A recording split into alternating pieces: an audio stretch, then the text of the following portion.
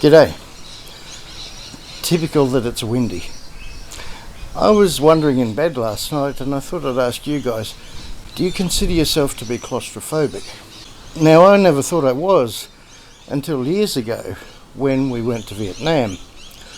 I'll put a link at the end of the video to the video in Vietnam. It's not great quality. I had a really crap camera back then.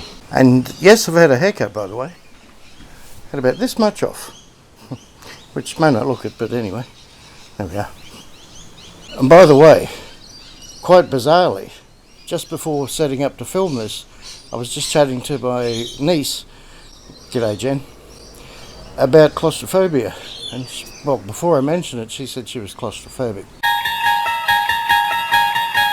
We're talking about CPAP machines, everything. Back to the story. Went to Vietnam. And as one of the tours, we went to the Ho Chi tunnels, which of course the North Vietnamese used to travel many distances underground during the Vietnam War. So those tunnels are these days widened for tourists. So they used to be much smaller. And right up until that point, I never thought I was claustrophobic. Until I went into the tunnel. I had people behind me, of course.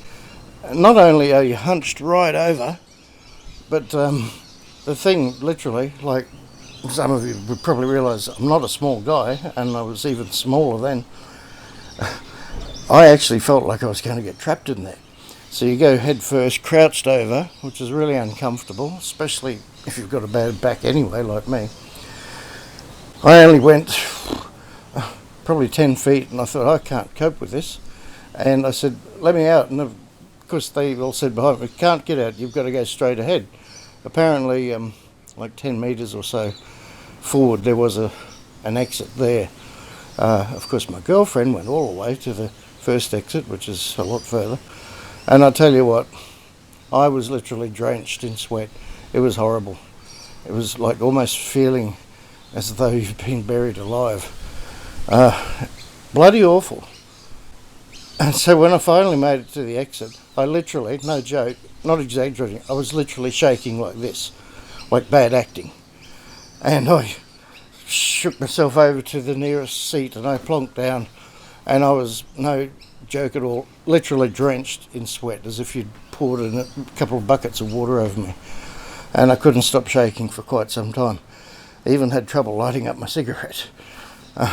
So, yes, under those circumstances, I am definitely claustrophobic.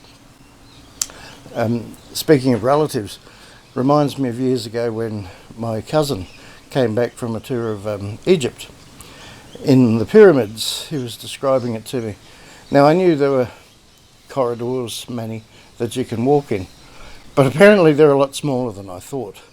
And even he was a slender guy. G'day Phil, if you ever see this. And he was really freaked out too. So I've decided if I ever go to Egypt and tour the pyramids, which isn't likely, not high on my list of trips, I will not go and do that, because if it's anything like the Ho Chi tunnels in Vietnam, no way. Whew. I get freaked out just thinking about it. Ironically, a mate of mine has recently mentioned he'd like to try one of those little capsule motels. I'm not even sure how I'd cope in one of those. Anyway, just a short video, but a topic I've never asked, and of course this is a channel all about different topics, which is why I'm still a small channel.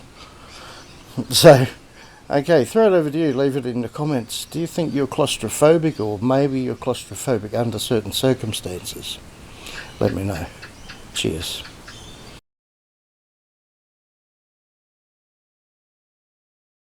Well, here we are in beautiful downtown Ho Chi Minh City, or Saigon.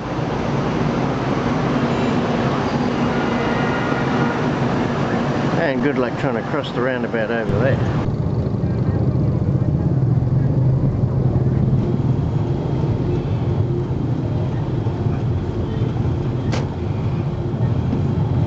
Nice chaos.